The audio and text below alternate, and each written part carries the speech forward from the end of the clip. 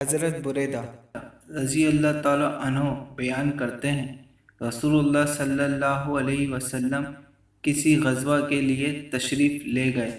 جب آپ واپسی ہوئے تو ایک سیاہ فام عورت آپ کے پاس آئی تو اس نے عرض کیا، اللہ کے رسول، میں نے نظر مانی تھی کہ اگر اللہ نے آپ کو صحیح سلامت واپسی لے آیا تو میں آپ کے سامنے ڈف بجاؤں گی اور غزل پڑھوں گی۔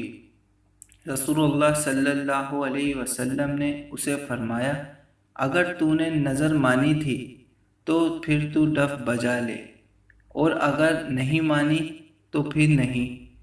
وہ بجانے لگی تو حضرت ابو بکر رضی اللہ تعالیٰ عنہ تشریف لائے، وہ ان کے آنے پر بجاتی رہی۔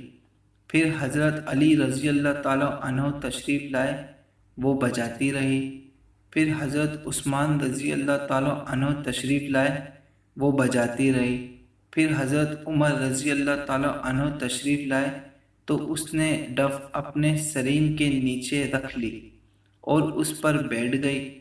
رسول اللہ صلی اللہ علیہ وسلم نے فرمایا، عمر، شیطان تم سے ڈرتا ہے۔ میں بیٹھا ہوا تھا، وہ ڈف بجاتی رہی۔ ابو بکر آئے تو وہ بجاتی رہی۔ پھر علی آئے تو وہ بجاتی رہی۔ پھر عثمان آئے تو وہ بجاتی رہی۔ عمر جب تم آئے تو اس نے ڈف پھینک دی۔ مسلمان کو اپنا ایمان زندہ رکھنے کے لیے دین کی معلومات رکھنا ضروری ہے۔ دوستوں، مزید ایسی شارٹ ویڈیو دیکھنے کے لیے ہمارے چینل کو سبسکرائب کریں۔ جزاک اللہ۔